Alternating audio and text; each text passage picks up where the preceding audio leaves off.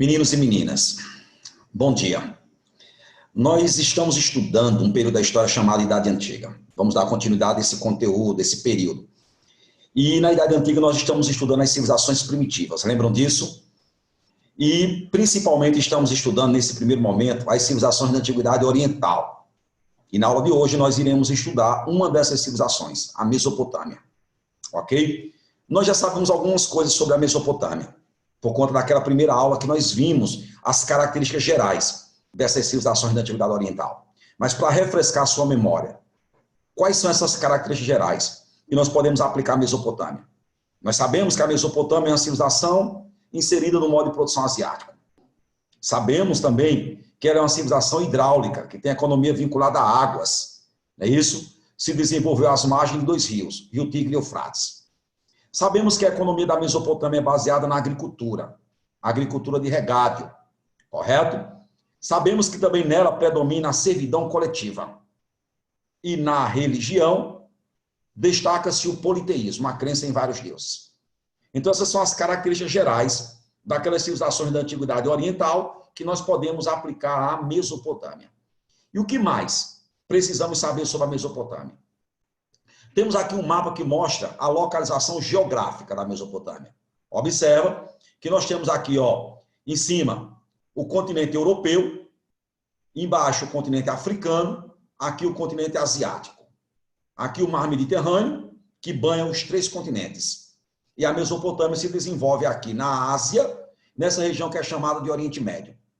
Ok? Se você observar, a Mesopotâmia corresponde a esse território localizado entre os dois rios, Rio Tigre e Rio Eufrates, que formam um delta, desaguando aqui no Golfo Pérsico. O que é chamado de Mesopotâmia é exatamente esse território entre os dois rios. Aliás, a palavra Mesopotâmia, de origem grega, significa exatamente isso, terra entre rios. É o que significa a palavra Mesopotâmia. Porque, na verdade, Mesopotâmia é o nome dado ao território entre esses dois rios. Não é o nome dado a um povo, não é o nome dado a uma civilização, e sim ao território. Como esse território está localizado entre dois rios, logo isso se tornou praticamente um oásis em meio ao deserto. Então esse território termina atraindo diversos moradores, diversos povos, que vão habitar na Mesopotâmia. Vão formar civilizações, vão formar impérios, vão dominar por um período, até a chegada de um outro povo, que vai subjugar esse primeiro, vai se estabelecer e vai desenvolver outro império, até a chegada de um terceiro, que vai subjugar o segundo. Ou seja, o território da Mesopotâmia vai ser palco de diversos povos, diversas invasões, diversos impérios, diversas civilizações. É por isso que é comum a gente encontrar nos livros de história o título desse conteúdo dessa forma, As Civilizações da Mesopotâmia. Porque, na verdade, foram vários povos que se estabeleceram naquele território chamado Mesopotâmia, e ali formaram diversas civilizações. E exatamente o que nós vamos fazer agora. Nós vamos verificar os principais povos e as principais civilizações que se estabeleceram. E, claro, os seus legados, as suas principais contribuições. E nós vamos começar exatamente por um dos primeiros povos que se estabelecem na Mesopotâmia, que são chamados sumérios ou sumerianos. Logo, se os sumérios ou sumerianos são os primeiros povos que habitam a Mesopotâmia, os principais legados da Mesopotâmia, as principais realizações que nós vamos encontrar na Mesopotâmia são atribuídas aos sumerianos. Os sumerianos se estabelecem ali, desenvolvem uma civilização que vai receber o nome do próprio povo, Suméria, e eles irão se organizar numa forma de estrutura política, organizados em cidades-estados, que são cidades independentes, autônomas, autossuficientes, onde cada cidade era governado por um monarca. Esse monarca que recebeu o título de patese. Patese não é nome, era o título dado aos monarcas que governavam as cidades sumerianas. Além de ser o monarca, o patese também era o sumo sacerdote. Observe, se o patese é o monarca e o sumo sacerdote, então nós temos a fusão, a junção entre o poder político e o poder religioso. Lembra que falamos sobre isso lá no Egito? Todas as vezes que ocorre a junção entre o poder político e o poder religioso, chamamos isso de teocracia. Todas as vezes que o principal líder do poder político é também o principal líder religioso, chamamos isso de teocracia. Logo, as cidades sumerianas eram monarquias teocráticas.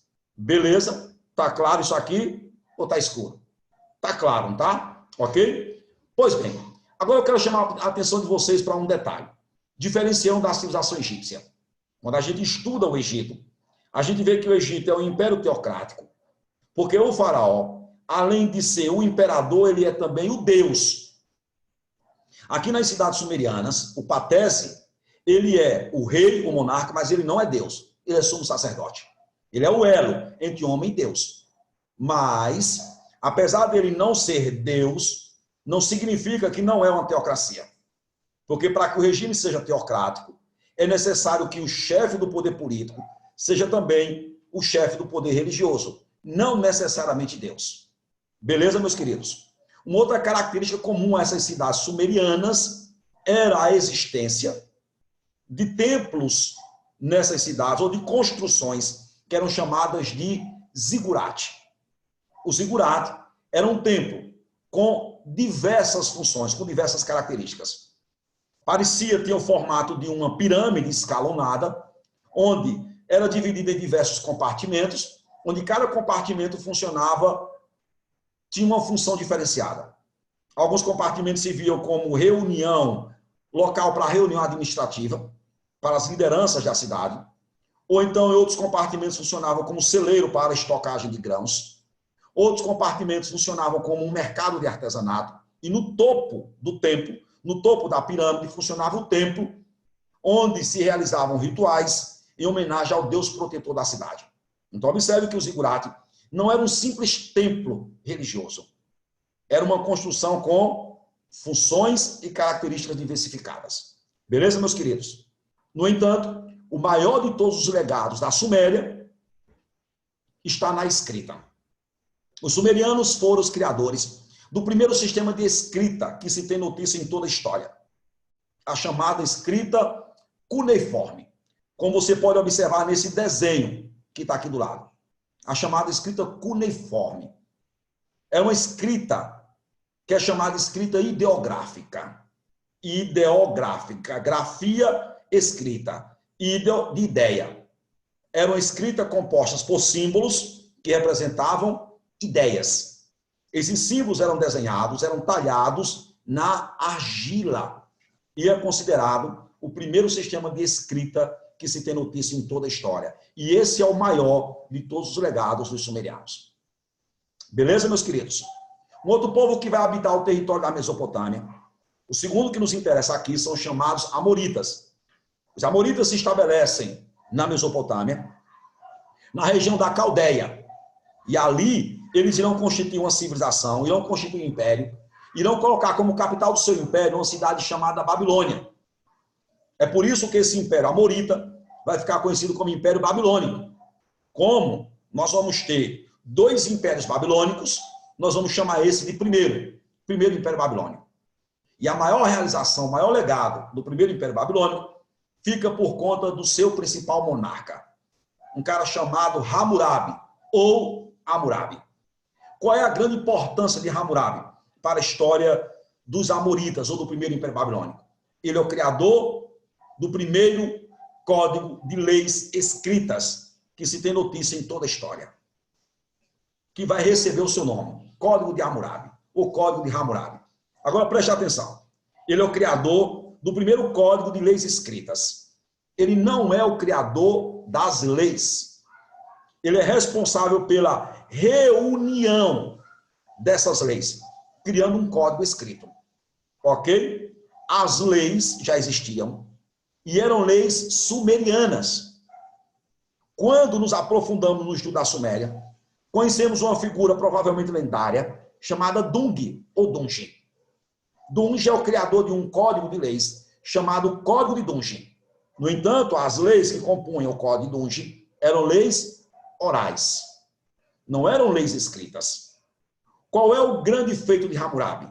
É pegar essas leis orais que existiam e criar um código escrito, talhado em uma pedra, em escrita cuneiforme.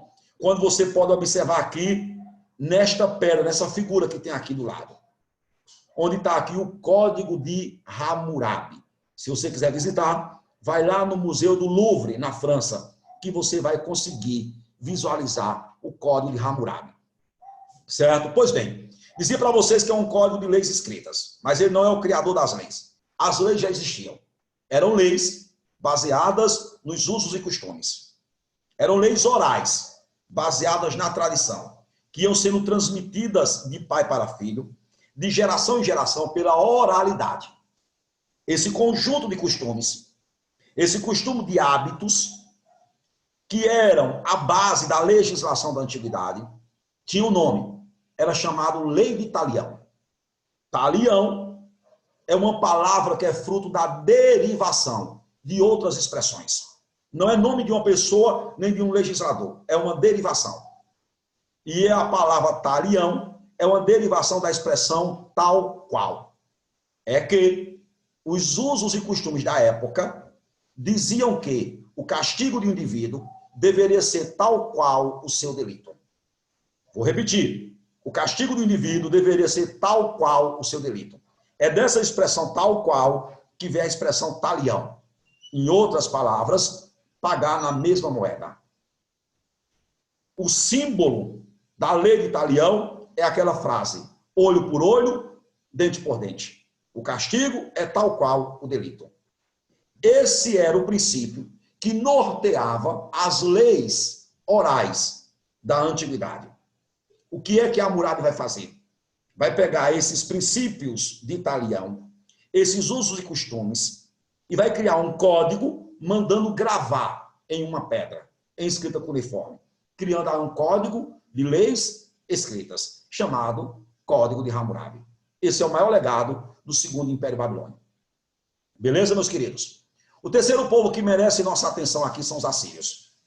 E quando nós falamos nos assírios, é fácil a gente estudar sobre eles. Basta você lembrar do militarismo, da crueldade.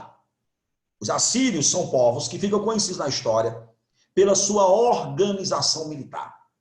É o primeiro povo que vai criar um estado militarizado na história, com guerreiros, com soldados profissionais, que vão desenvolver técnicas militares bem elaboradas. Logo, uma das principais atividades dos assírios, uma das principais atividades econômicas era o saque de guerra.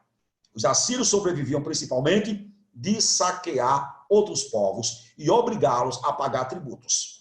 E para obrigá-los a pagar tributos, eles se utilizavam da violência, do terror, como meio de provocar medo e, por intermédio do medo, a obediência, o pagamento de tributos. Se tivéssemos tempo e fôssemos aqui elencar as técnicas utilizadas pelos assírios para impor medo aos povos dominados, teríamos que fazer uma aula específica somente sobre os assírios.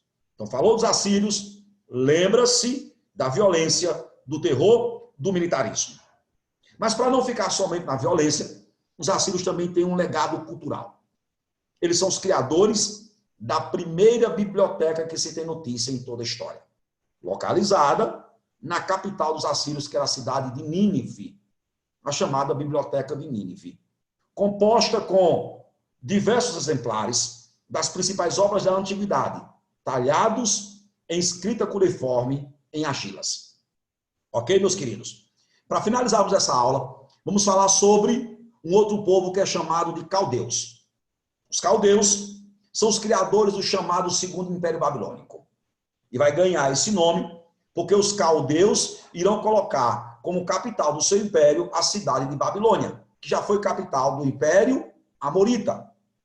O criador do Segundo Império Babilônico é um cara chamado Nabopolassar, sendo que o maior monarca é o filho de Nabopolassar, um monarca chamado Nabucodonosor, que é muito citado na Bíblia Sagrada. Assim como a Bíblia também cita os assírios, naquela história, né, de Jonas, o profeta Jonas. Nabucodonosor, filho de Nabopolassar, é o maior monarca do Segundo Império Babilônico. E é responsabilidade dele a principal obra arquitetônica de toda a Mesopotâmia, que são chamados Jardins Suspensos da Babilônia. Claro que essa imagem que está aqui do lado é uma reprodução, é um desenho, não é original, mas é uma reprodução baseada em escavações arqueológicas. Nabucodonosor vai construir um complexo arquitetônico de jardins no seu palácio, em homenagem à sua esposa, dando origem ali o que os gregos consideram uma das 7 maravilhas do mundo antigo, os chamados Jardins Suspensos da Babilônia. Esse é o maior legado do Segundo Império Babilônico, construído por Nabucodonosor. Beleza, meus queridos? Espero que essa aula seja de imensa importância para vocês. E sobre esse conteúdo, é somente isso mesmo. Voltaremos logo em seguida com mais uma civilização da Antiguidade Oriental. Obrigado pela paciência. Tchau e até a próxima aula.